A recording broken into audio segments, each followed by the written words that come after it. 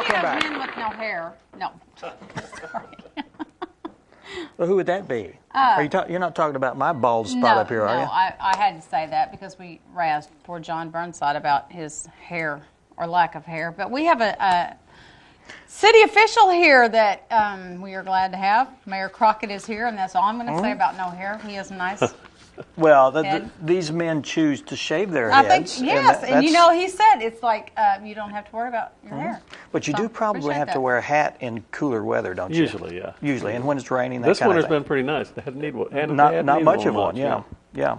But you're here to talk about an exciting event that's coming up real soon, and it's a Nonviolence Youth Summit, and it's sponsored by who?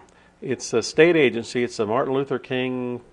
I don't know what it's foundation or, but it's a state-run agency. They do these nonviolent youth summits and have done several around the country. This is part 6, I believe. Okay. But they have decided to bring them to Harrison. They're going to have, I think, about 200 kids locally and about 200 kids that are coming in from other areas of the state that are going to meet for a nonviolent youth summit on Friday the 24th, I believe. Okay.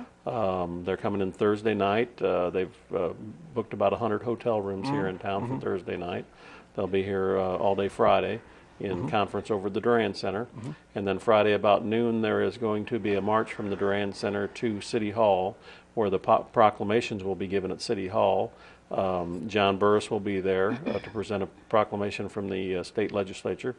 We're hoping to have the governor there. He has not committed 100% yet, but they thought they were going to be able to get him there. So we're hoping to have the governor there, and there's a representative from Steve Womack's office, hopefully John Bozeman's office. I don't think they will be able to make it because they're in Washington, but it's a big event. I mean, so there's 600 a whole people seminar, marching, though. Yes. They'll have several seminars at the Durand Center that day, and then breakout sections where the kids can talk with each other about problems they're having in their different communities and how to address them and how to take a nonviolent approach to not disagreements so much, but differences between different groups of youth. Well, for our younger audience that may not have lived through the Martin Luther King era, I think he was assassinated back in the 60s.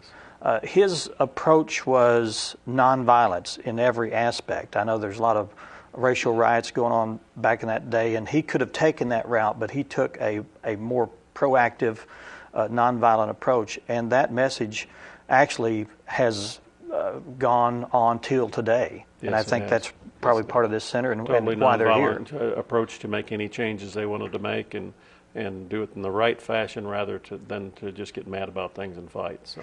And we all know, or most of us know, that Harrison has a history of racial problems back years ago, and I think that has followed us year after year. Hard to shake that image. It is hard to shake that. Even though we're proactive about trying to do so, it still hangs over us.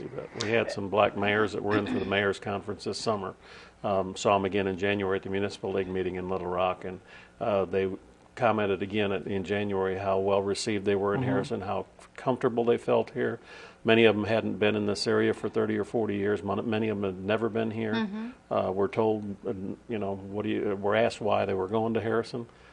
They said they'd be back. They enjoyed their time here, and they felt totally comfortable.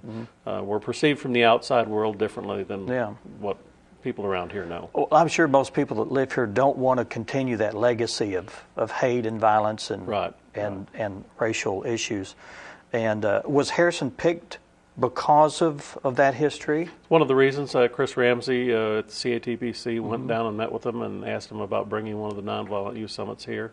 Got them involved about, it's been almost a year ago now.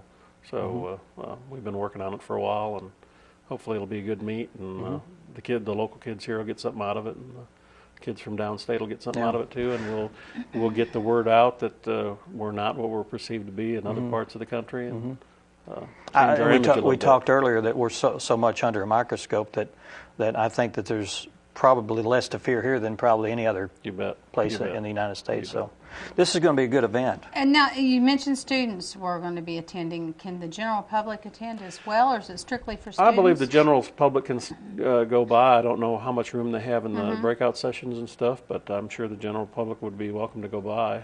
I don't see any reason why they wouldn't. And are there certain students that are picked because of different criteria? Or? I believe so. Okay. I don't know. I'm not quite sure how they pick them, but the students from here, they're trying to get all the students they can to come that aren't involved in other events. And right now it is a testing period, so there's some of them that can't come because of tests. And Do you know of how many other kids will be bussed in, I guess? I think there was about 200 coming in from out of the other areas and about 200 from local schools here, Harrison and Alpena and Bergman. And so. Well, it sounds like it's a very positive thing to do. Yeah, real positive thing for the community. So. And I'm sure you want to. I'm seeing your sponsors down here, so we want to thank those that are helping to sponsor this event. The college, naturally, North Arkansas College, Wood Motor Company. Trying to think of Arkansas Department of Human Services. That's what Martin Luther King is part of, the organization in Little Rock, and the Harrison Chamber Convention and Visitors Bureau, who sponsored and paid for part of it. So. All right. And again, this is coming up the Friday of. Friday the 24th. February 24th, yes. Okay. Friday. It's an all-day affair from 7:30 to 3 p.m. You bet. So it sounds like a worthwhile event for sure. Yep. All right. Thanks so much for being here to Appreciate promote this event, and we're looking for some great things out of it. You bet. Thank you, sir. Thanks. Okay, up next we'll be talking with Darlene Lawrence and Marilyn Scroggins from the Arkansas Extension Homemakers, and they're going to be talking about their century-long celebration. Stay with us.